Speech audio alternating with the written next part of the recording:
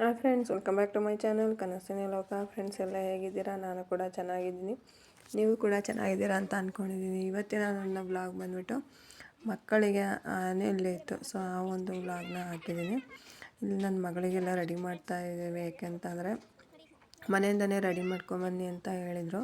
So ಹಂಗಾಗಿ ಮನೆಯಿಂದನೇ ready ಮಾಡಿ ಕರ್ಕೊಂಡು ಹೋಗ್ತಾ ಇದ್ದೀವಿ. ಹಾಗೆಯೇ ಇವು ದೊಡ್ಡವರಿಗೆ 2:30 ಬರೋಕ್ಕೆ ಹೇಳಿದರು, ಚಿಕ್ಕವರಿಗೆ 3:15 ಬರೋಕ್ಕೆ ಹೇಳಿದರು. ಇಬ್ಬರು ಸಿಬ್ಲಿಂಗ್ಸ್ ಆದ್ದರಿಂದ, ಅಂದರೆ ಒಂದೇ ಸ್ಕೂಲ್ ಆದ್ದರಿಂದ ನಾವು ಒಟ್ಟಿಗೆ ಅತ್ಲಾಗೆ ರೆಡಿ ಮಾಡ್ಕೊಂಡು ಕರ್ಕೊಂಡು ಹೋಗೋಣ ಅಂತ ಕರ್ಕೊಂಡು ಹೋಗ್ತಾ ಇದ್ದೀವಿ. ಹಾಗೆಯೇ ಭಾನುವಾರ ಆದ್ದರಿಂದ ನಾವು ಇವತ್ತು ಚಿಕನ್ನ ಮಾಡಿದ್ದೆ.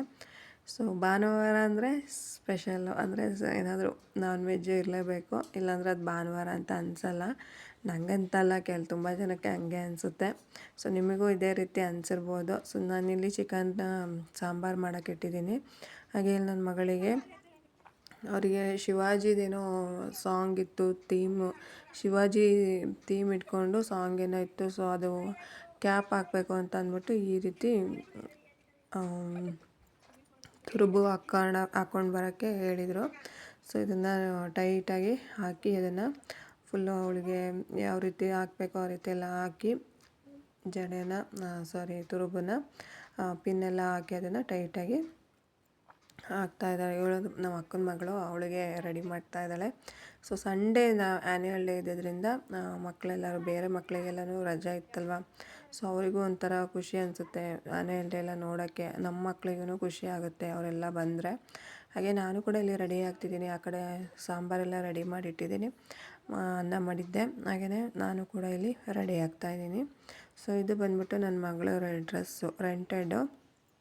ಅವಳಿಗೆ ಮಗನಿಗೆ ಓನ್ ಕೊಟ್ಟಿದ್ದರು. ಅದಾದಮೇಲೆ ಅವರೆಲ್ಲ ರೆಡಿ ಆದಮೇಲೆ ನಾವು ಊಟ ಮಾಡಿಕೊಂಡು 2:30 ಆಗಿತ್ತು ಆಲ್ರೆಡಿ. ಸೊ ಊಟ ಮಾಡ್ಕೊಂಡು ಹೊರಟ್ಬಿಡೋಣ ಅಂತ ಊಟ ಮಾಡಿಕೊಂಡು ಮಗಳಿಗೆ, ಅವಳು ನನ್ನ ಅಕ್ಕನ ಮಗಳು ಎರಡನೇಳು, ಅವಳು ಅಕ್ಕನಿಗೆ ತಿನ್ನಿಸ್ತಿರೋದು. ಸೊ ಎಲ್ಲರೂ ರೆಡಿಯಾಗಿ ಎಲ್ಲ ಒಟ್ಟಿಗೆ ಹೋಗ್ತಾ ಇದ್ದೀವಿ. ಮಗನಿಗೆ ನಾನು ಡ್ರೆಸ್ ಹಾಕಿಲ್ಲ, ಯಾಕಂದರೆ ಅವನಿಗೆ ವೈಟ್ ಡ್ರೆಸ್ಸು. ಸೊ ಹಿಂಗೆ ಗಲೀಜು ಮಾಡ್ಕೊಂಬಿಡ್ತಾನೆ ಅಂದ್ಬಿಟ್ಟು ನಾನು ಅಲ್ಲೇ ಹಾಕೋಣ ಅಂತ ಅಂದ್ಬಿಟ್ಟು ಅವನಿಗೆ ಡ್ರೆಸ್ ಹಾಕಿಲ್ಲ. ಹಾಗೆ ನಮ್ಮ ಅಕ್ಕನ ಮಕ್ಕಳನ್ನು ಕರ್ಕೊಂಡು ಡೈರೆಕ್ಟಾಗಿ ನಾವೀಗ ಕಲಾಭವನಕ್ಕೆ ಹೋಗ್ತಾ ಇದ್ದೀವಿ.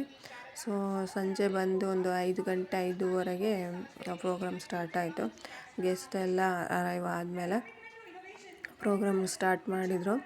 ಸೊ ಸ್ಕೂಲ್ ಬಗ್ಗೆ ಮತ್ತು ಏನೇನು ಮಾಡಿದರು ವರ್ಷ ಪೂರ್ತಿ ಅದನ್ನೆಲ್ಲ ತಿಳಿಸ್ತಾ ಇದ್ದಾರೆ ಮೇಡಮು. ಸೊ ಇದು ಬಂದು ವಿಷ್ಣುವಿನ ಅವತಾರ. ಇದು ಸೂಪರಾಗಿ ಮಾಡಿದರು. ಎಲ್ಲ ಸಾಂಗ್ಸು ತುಂಬ ಚೆನ್ನಾಗಿ ಮಾಡಿದರು. ಕೊರಿಯೋಗ್ರಫಿ, ಡ್ಯಾನ್ಸು ಪ್ರತಿಯೊಂದು ಚೆನ್ನಾಗಿತ್ತು ಅಲ್ಲಿ. ಆಮೇಲೆ ನವರಸ ಅನ್ನೋ ಒಂದು ಥೀಮ್ ಇಟ್ಕೊಂಡು ಈ ಒಂದು ಡ್ಯಾನ್ಸ್ ಪ್ರೋಗ್ರಾಮ್ನ ಮಾಡಿದರು. ಪ್ರತಿಯೊಂದು ವರ್ಷವೂ ಪ್ರತಿಯೊಂದು ಥೀಮ್ನ ಇಟ್ಕೊಂಡೇ ಮಾಡೋದು ಅವ್ರ ಸ್ಕೂಲಲ್ಲಿ. ಸೊ ಇದು ಬಂದ್ಬಿಟ್ಟು ದ್ರೌಪದಿ ವಸ್ತ್ರಾಭರಣ ಆಗುತ್ತಲ್ಲ, ಆ ಒಂದು ಸೀನ್ನ ಹುಡುಗಿಯರು ಮಾಡಿದರು. 9th ಕ್ಲಾಸು ಮಕ್ಕಳು ಮಾಡಿದರು. ತುಂಬಾ ಚೆನ್ನಾಗಿತ್ತು ಇದು ಕೂಡ. ಆಮೇಲೆ ನೆಕ್ಸ್ಟ್ ಬಂದ್ಬಿಟ್ಟು ನನ್ನ ಮಗನದು ಡ್ಯಾನ್ಸು. ಇಲ್ಲಿ ಸಾಂಗ್ ಹಾಕಿದರೆ ಏನಾಗುತ್ತೆ ಅಂತ ಅಂದರೆ ಇದಾಗುತ್ತೆ, ನಾವು ಕಾಪಿಗೆ ತೋರಿಸ್ತಾ ಇರುತ್ತೆ, ಕಾಪಿರೈಟು. ಸೊ ಹಂಗಾಗಿ ಇದು ನೋಡಿ, ಇದು ಅಪ್ಪ ಮಗನ ಫೋಟೋ ಬಂತು, ಏನು ಕಿರ್ಚ್ಕೊಂಡಿದ್ದು ಅಲ್ಲಿ. ಅಕ್ಕ ತಂಗಿರೆಲ್ಲ ಬಂದಿದ್ದರು ಡ್ಯಾನ್ಸ್ ಪ್ರೋಗ್ರಾಮ್ಗೆ. ಇದು ಡ್ಯಾನ್ಸ್ ಏನು ಅಂತಂದರೆ ಗಣೇಶ್ ಅವ್ರ ಸಾಂಗ್ಸು, ಅದನ್ನು ಥೀಮಾಗಿಟ್ಟು ಮಾಡಿದರು. ತುಂಬ ಚೆನ್ನಾಗಿತ್ತು. ಇದೇ ಥರ ನೋಡೋಕೆ ಖುಷಿಯಾಗುತ್ತೆ. ಎಲ್ಲ ಮಕ್ಕಳು ಒಂದೇ ಥರ ಡ್ರೆಸ್ಸು, ಒಂದೇ ಥರ ಡ್ಯಾನ್ಸು ಎಲ್ಲ ನೋಡಿದಾಗ ತುಂಬಾ ಖುಷಿಯಾಗುತ್ತೆ. ಎಲ್ಲ ಸ್ಕೂಲಲ್ಲೂ ಇದೇ ಥರನೇ ಇರುತ್ತೆ.